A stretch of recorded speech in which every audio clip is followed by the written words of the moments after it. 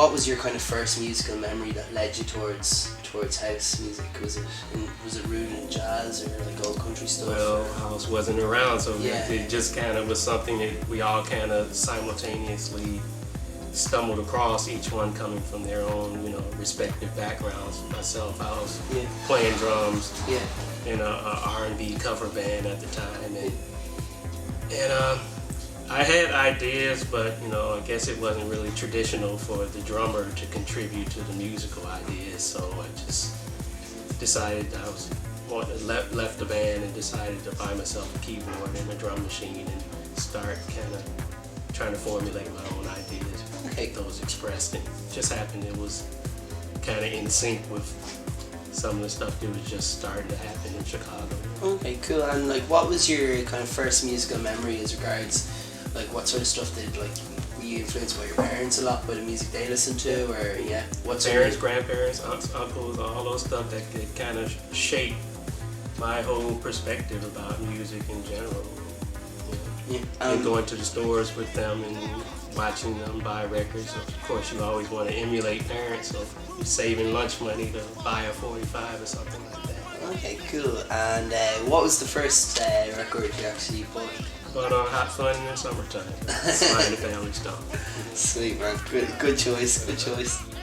A lot of people kind of forget about like how mainstream jazz was, like up until the 1970s. Was that like a kind of big influence in Chicago at the time?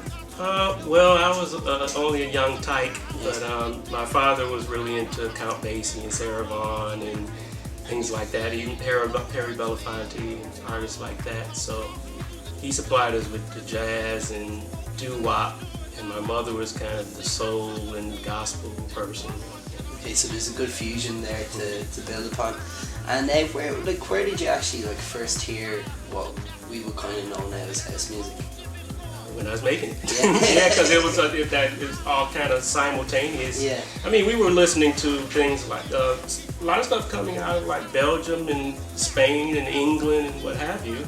It was kind of the precursor to what we were doing in Chicago, which was basically low budget versions of all that stuff and all the disco, the movement of it, except you just don't have the budget to go in the studio and all the strings and to get the sleekness that some of the European stuff that we were hearing offered. But it was just a chance for us to have a voice, though. That was more important than any of the technical aspects. Did clubs play a big role in your development no. for your music? No, I was not a club person. I was involved in bands, so my time was spent on the road with different bands and what have you, playing rock and reggae and soul stuff, So I just started to really encounter the clubs when I made Mystery of Love and Washing Machine, and a friend from around the corner, this guy named Tony Harris, wanted to take it to Frankie Knuckles and Ron Hardy, which were new names to me at that time because I just had no real association with the club because my spare time was always spent in the bands.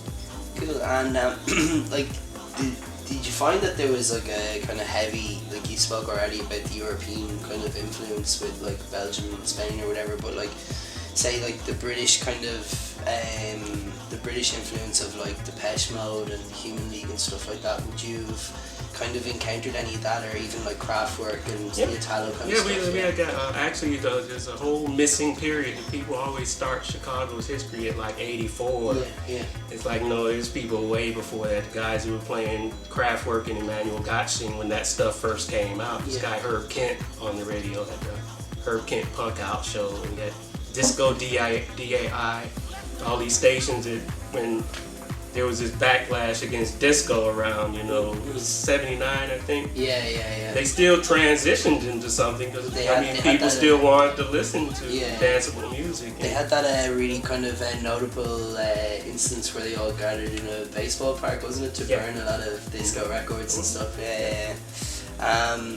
Obviously, linked with disco, the one name that will always kind of pop up and kind of synonymously linked to the disco movement is Larry Levan.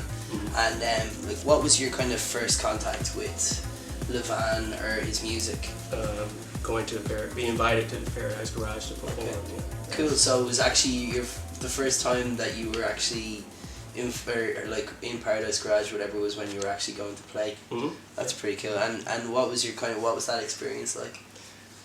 It was cool. I mean, like I said, me not being kind of a hardcore club goer, I'm kind of more a person who would go for an hour and, you know, be gone back home. But kind of being there, the environment was, you know, just so kind of warm and kind of, you felt safe and everything like that. So you could stay there for a long time without kind of feeling like, okay, I need to get out of here. Kind of, that happens to some people. Like, there's a lot of stories that happen in people at the warehouse where it was just too intense compared to anything they had experienced. So I had a little bit of, you know, club exposure under my belt by the time we got to New York playing up there. Cool. And Levan as a person was like, how did you find him? Was he also I didn't really get to hang out with him because you know he's kind of doing his job, so I wouldn't want to get underfoot with anybody, you know. So, and I definitely knew how guys like Frankie Knuckles and Ron Hardy were. If you know people were underfoot, you know, they throw them out of the DJ booth. So we pretty much kind of knew that the DJ, you know, get out of DJ's way so they can do what they need to do. So I didn't want to intrude at all. We just met them. Said, okay, do what you do. Cool. And we were back down on the dance floor, you know, amazed at the sound system and everything.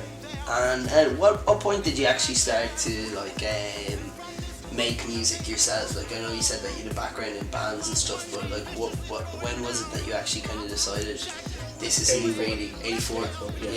And did you buy a little bit of gear stuff to go with your drums? I think I bought a Roland TR-707 and I bought a a Juno 6. Okay, the first synthesizer.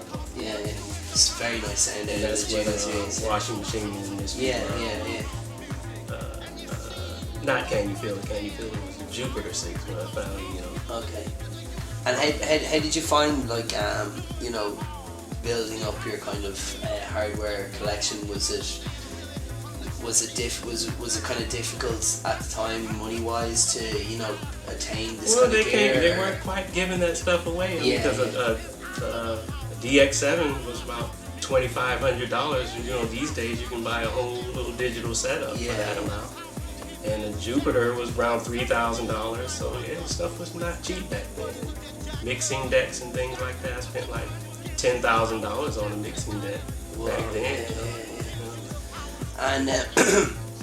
And one of the things that like has kind of interested me in since I got into music is like sampling, and like a lot of people would use samples in their compositions of music. Like, what's your kind of feeling on that? Like, do you use samples in composing your own stuff, or like? I integrate samples sometimes, but there's pretty much a sense of just the school that I come from, where we're just accustomed to creating from nothing. That's what creating is. You know, you take nothing and turn it into something.